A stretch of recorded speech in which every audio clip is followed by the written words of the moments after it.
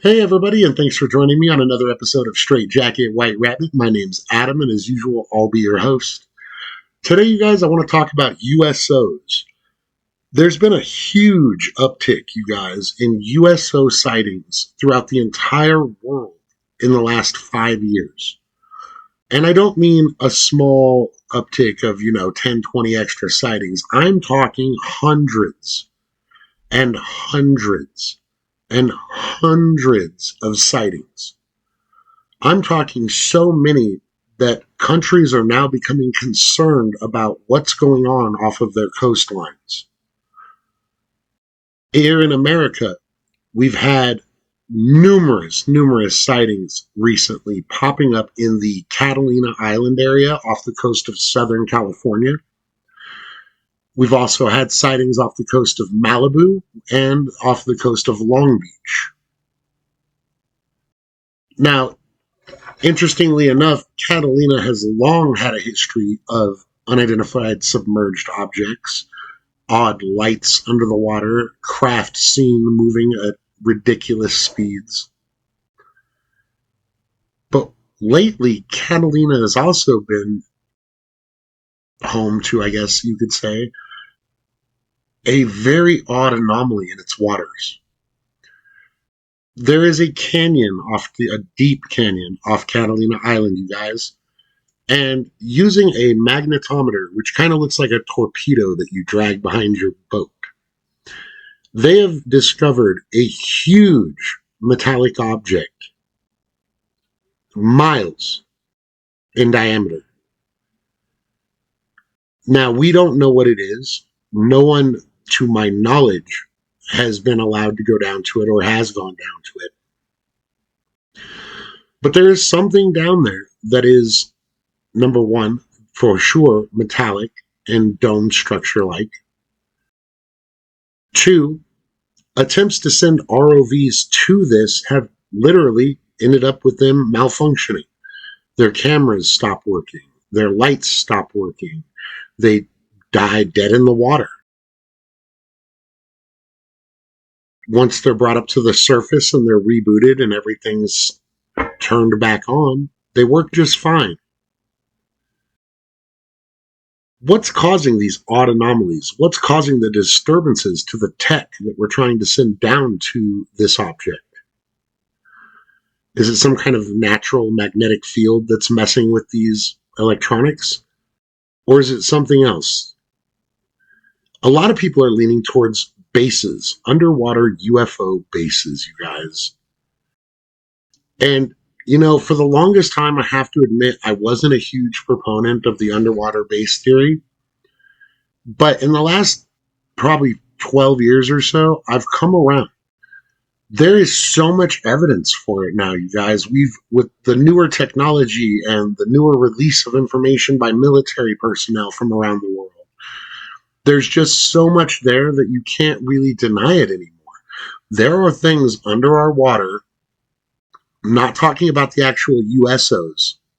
I'm talking about physical stationary structures that seem to be made of some kind of metallic substance that I know of. There's one off Catalina. There's one off the coast between Cuba and Florida. There is another anomaly that we believe is one of these domes, actually right off the coast of Peru. Now, here's the interesting thing about this one, you guys. It was first discovered on Google Maps in the waters off the coast of Peru. This is a 5-mile wide disc-shaped object that is just right off the shoreline.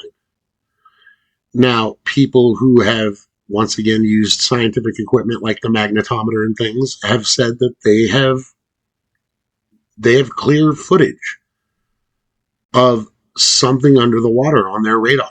A large metallic object, miles in diameter. Now, I can't help but laugh at the location of that one because, it's right near the Nazca lines in Peru, you guys. Was this who they've been communicating with when they drew those giant structures in the desert, those giant pictographs, were these the beings that they were trying to communicate with? Now, is it possible? Absolutely. But are there other explanations? Some people have tried to say, asteroid or meteorite impacts, and I can't say that it's not those, but what I can say is I don't understand if they were just impact craters and whatnot. Number one, why they'd be a dome. Now, if they were the actual remnants of an asteroid, I can understand them being a huge object if it was a huge asteroid. But asteroid impacts leave craters usually and not a dome structure. So I would need someone to explain to me how that's possible, let alone how it's possible that there are so many of these dome like structures in oceans around the world, yet there are none on land. It doesn't add up, you guys. If you do the research into this, I guarantee you're just going to go deeper and deeper down the rabbit hole with me. Now, UFO bases, like I said, there've got to be somewhere. These objects are seen way too frequently entering our oceans instead of going up into space. Are these creatures who have been here for centuries and centuries, or have they been here for thousands and thousands and thousands of years, watching the evolution of man? Why are they so vested in our species? Why do they feel it's so necessary, you guys, to observe us and to watch us grow? Is that even what they're doing? Are they mining minerals and resources from within our Earth? We don't know why these creatures are here, but there are reports going back at least several hundred years that are, you can't argue them. You can argue things like when people tell you that the images of Aphrodite riding on a giant seashell, a giant oyster, that could be a metaphor for, she came in on top of a disc-shaped object from out of the oceans. That's not a concrete theory. That's not something that gives a whole lot of credence to, well, they could just be a myth or whatever. What I'm talking about, you guys, are like the Journal of Christopher Columbus, which actually talks, you guys, about lights, huge lights, under the ocean during his trip in 1492. And they were seen for quite a while on his ship, you guys. These things moved on their own in very random, I'll say, patterns, according to what was written. And people talk about trying to explain away these lights with things like they just did recently in Florida, and before that, near the coast of Southern California again. They're trying to explain away these lights as bioluminescent creatures, you guys. Now, yes, I'm aware that bioluminescent entities exist on this planet. Okay, there are creatures that have bioluminescence. I get it. Algae, certain types of fungi, certain animals, small types of crustaceans. Even recently, certain sharks have been found to have the ability to have bioluminescence in small degrees, you guys. And I've never yet seen algae or plankton or krill or any of these other things that they're trying to say these things are move at 50, 60, 70 miles an hour off into the distance. Or to have the lights go away entirely. I'm not sure that these things have the capability to just shut their bioluminescence off all at once. They don't give us explanations that bear enough fruit for me to say, oh, okay, that's reasonable. They always give you enough of an explanation for you to be like, well, yeah, it could be that, I guess, but that doesn't discount the fact that it could be this as well. Um, Now we know, guys, we know for a fact that UFOs and UAPs and whatever you want to call them have been sighted all over the world entering the oceans. But it's not just the oceans. There are credible, multiple witnessed parties who have seen UFOs going into large lakes that are near shorelines as well. Is that because these lakes happen to have access to the ocean through things like blue holes? We don't know.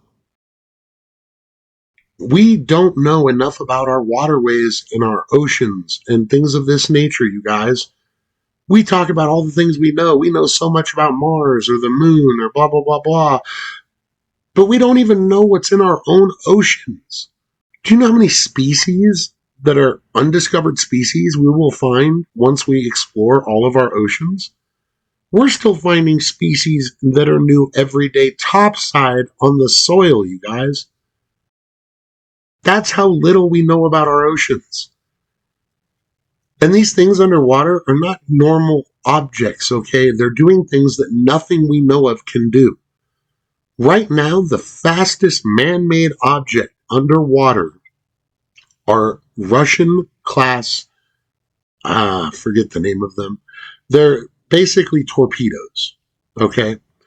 They can go upwards of, I think it's 250 miles an hour, which for underwater, if anyone knows anything about that, is super, super fast because of all the friction and resistance of water against ships' hulls and things like that. We don't go very fast. Our fastest submarine in the United States doesn't even go 100 miles an hour underwater, you guys. Torpedoes are fast. Submarines are not. They're slow. All of our underwater craft do not have the capabilities to do the things we've seen these things do. There are reports from U.S. Navy members of football field size craft. Football field size craft. There we go. There are actual Navy members who have seen the radar screen pings of these gigantic craft underwater moving at speeds that are over 1,000 miles an hour, 1,200 miles an hour, 1,400 miles an hour, without causing a wake or any disruption to the water. Now, I've talked to you guys before about the belief of a space-time bubble, which theoretically could be the reason why these crafts don't appear to interact, I'll say, with their environment, including the water they're in. And it could be possible that this bubble, this space-time bubble around their ships, is what allows them to do these ridiculous maneuvers and speeds underwater. Think about it. The very same torpedo I just told you about, the fastest man-made fastest man-made object underwater. That Russian torpedo can move at the speed it can move at because it actually shoots out a large encompassing bubble, constant feed of gas that creates a bubble around the torpedo. And this helps eliminate some of the surface tension of the water in the torpedo. So it allows it to get to a lot faster speeds. Now, if you think about that on a larger scale, that's all this space-time bubble is doing. It is keeping and protecting this ship, protecting it from the friction of hitting the water. That's why these military officers have come out and said that these things have hit the ocean going hundreds of miles an hour and made no splash. That's how these things have come up out of the water, and there's literally nothing. Like, there's no splash, there's no big old huge ripples. Interestingly enough, however, we supposedly have footage of the Tic Tac incident, the famous Tic Tac incident, you guys, that has not yet been released to the public. Members of Congress have seen it, other people have seen it, and they've described some of it to us. This object was not alone. This craft was not alone. When they first sighted it, there was a large 747-sized craft under it, under the water. So the TikTok was here, the ocean surface is here, and there was this craft here. And it seemed between the Tic Tac and this other craft, the water seemed to be almost churning. Could that be some kind of a byproduct of these two things having these space-time bubbles so close to each other?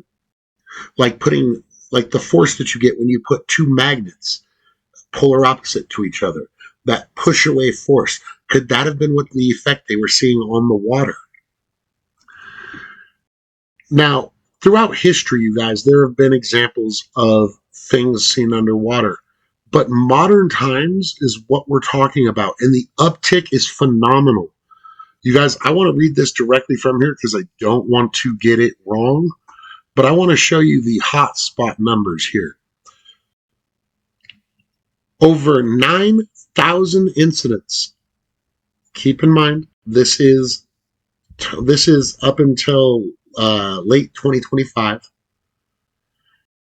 9,000 incidents of unidentified submersible objects sightings were reported near U.S. coastlines by the Enigma tracking database since late 2025.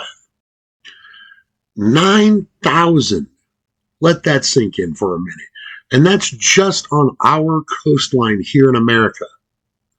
If there's 9,000 sightings in under a year that are reported, logged, tracked, just here, that's a phenomenal number. That's unheard of throughout history as far as we can tell. And that's just here. We know that Russia and China and Japan and Korea, every other nation is having these sightings. Australia has them all the time. I want to know what their numbers are like. And not all of their countries are so open about their numbers. Just like my country is not open really about its numbers until they're forced to be. But some of these countries do come forward and they do print statistics of sightings and things like that. And even in the UK and France, you guys, the sightings in the oceans off these countries are spiking to phenomenal numbers. I heard numbers that came out of France. It was back in 2025 actually. It was back in March 2025, you guys. There were numbers coming out of France in the thousands, like 5, 6, 8,000 sightings up and down their coastline. The UK, I know for a fact, had over 3,000 sightings up and down its coastlines of things entering the water, coming up from the water, lights that are moving around erratically under the water, and just odd, anomalous craft. Why the spike? Are we looking at some kind of impending invasion? Are these things finally going to come out and let us know what's going on? They have to know they're being seen more often. There's tons more footage of these things. Are they doing it on purpose? Are they letting us know that they're here by being here, by showing up more frequently, by flying over more and more crowded cities and airspaces? Have USOs been here throughout our entire history? That would be mind-boggling. And if so, where are they from? Are they from here? Are they from an alternate dimension? Are they from another planet? How long have they been here watching us? What could we learn from these things? What has governments around the world learned from these things? We know they've captured pilots of these craft. We know this. There have been too many witnesses now to call it a theory or a conspiracy. We know that America is not the only one who has captured pilots of these craft. If they've been here for hundreds or thousands of years. Can you imagine the knowledge they hold as a species about us? We don't know jack about our history. We pretend we do all the time, you guys, but we don't know anything about our history. I don't think these bases were built overnight. These gigantic underwater structures. I think these were built a long, long time ago. And I think that they've been here for a very long time, keeping tabs on us for whatever reason. Now, there are other bases that have been spotted, underwater anomalies that people believe are bases. Most of the time, circular, dome-shaped. As I mentioned, they actually protrude. But other times, on the off chances of there might be things down there, we've had divers and things go down some of these creviced areas along nations, the deep parts of the ocean where the land just drops. And some people say that we've found entranceways to vast underground networks, even going largely under other continents.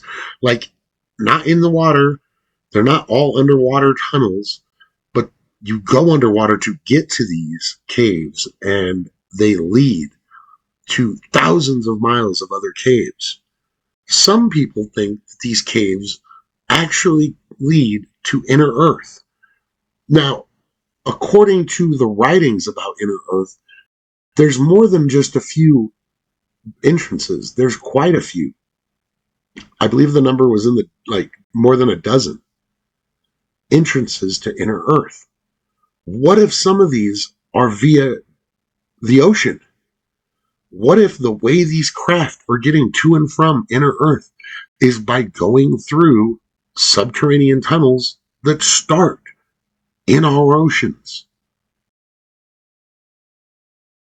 We know that according to Admiral Byrd, that the advanced intelligences that he met during his expedition had such craft. They had UFOs. There's nothing else you can call the craft that he encountered but UFOs. So are these people from inner Earth? And if so, what about the other craft? You guys, I've talked about this numerous times. There's not just one type of craft underwater, just like there's not one type of craft in our skies. The craft underwater vary. They're the V-shaped triangle. They're the solid triangles. They're the egg shapes. They're the cubes, all of which have been reported underwater. The Tic Tacs, the traditional flying saucers. Heck, even the freaking creepy robot-looking Sentinel, whatever you want to call it, that they captured over the base in the Middle East, the CIA base in the Middle East, that they had. Remember the one with the huge, weird, dangly arms like the Sentinels in freaking The Matrix? Even that one was caught going into the ocean at the end. So are these inner Earth visitors? Are they extraterrestrials, interdimensional travelers? What are they? And how long have they been on our planet to have made so many bases all over our oceans? The point, you guys, that I'm making is that there are tribes, there are countries, there are people around the world who have seen these things go into and come out of the water. We have people who are trained personnel who have seen these craft travel at speeds we don't know how to rectify the problem with our mathematics not allowing things to travel that fast underwater without causing an immense amount of friction as well as other underwater disturbances. We don't know how to do the things they do, but we've caught them doing it. We've recorded them doing it. So what do you guys think on this topic? Let me know. As usual, you guys, I've had a blast tonight talking about this with you. There are tons more instances that I'm sure we'll discuss in the future because this subject is so vast. It just really is. But for tonight, I'm going to go ahead and cut it, call it a wrap, and let you guys know, I appreciate each and every one of you, as I always say. And that's all from Straight Jacket, White Rabbit. Love each other and take care of each other. Later.